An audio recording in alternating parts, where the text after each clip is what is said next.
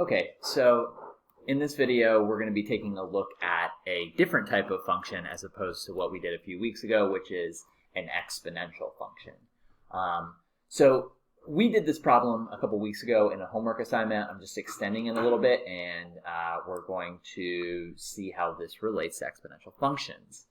It says, suppose that your backyard currently has 5,325 ants. If next week the population increases by 17%, how many ants are there?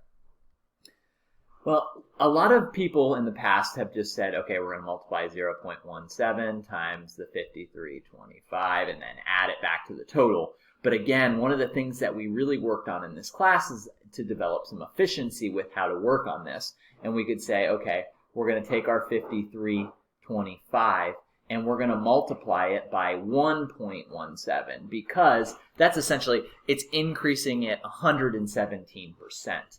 And when we increase that population by 117%, so 5325 times 1.17 gives us a value of 6230.25. So now if we do this again, if the next week the population increases by 1.17%, well, what we're going to do here is, let's think about this.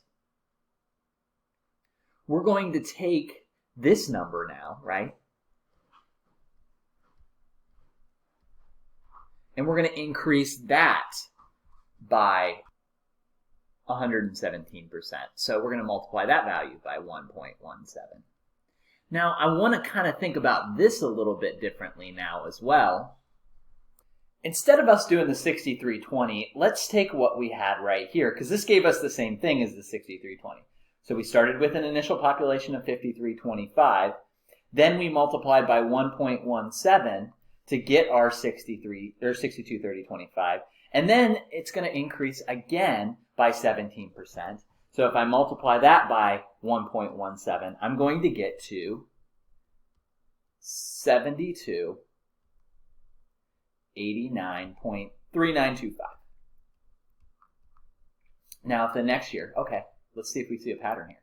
Then the next week it's going to increase. So we're going to take that initial population and we're going to multiply it by, we went up 117% on the first week. We went up 117% on the second week. Then whatever we had in that second week, we went up 117% in that third week. And what do we get? After 3 weeks, then now we're going to have 8,528.6.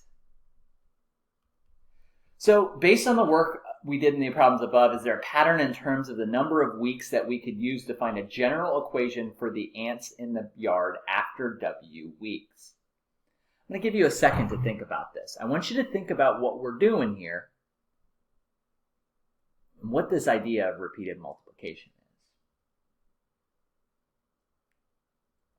So when we repeat multiplication, really, we could use an exponent to indicate this, right? So an easy way to do this is to find the number of ants that we have after a certain number of weeks. We could take however many ants we started with, which was 5325, multiply it by 1.17. 17%, notice here, is our growth rate. This is growing by 17%. That's why it's up 17%. And then if we wanted just a general number of weeks, notice if it was 1 week, it was just the first power. If it was 2 weeks, we could represent this as 1.17 to the second power. If it's 3 weeks, we could represent it as 1.17 to the third power. If it was 10 weeks, we could just raise this to the 10th power. So this is our formula that's going to help us just get a generalized sense of how many ants are in the yard after a certain number of weeks. So when you think about it, if we just have, we're going to have like an initial population, right? And then we're going to have some sort of growth rate. I'm going to call this our base. And then we're going to raise that to an exponent. And this is going to be the general form of an exponential equation that we're going to be working with this week. The last thing we're going to take a look at is I want to draw a similar comparison between linear functions and exponential functions. So we know linear functions change by a constant rate, right?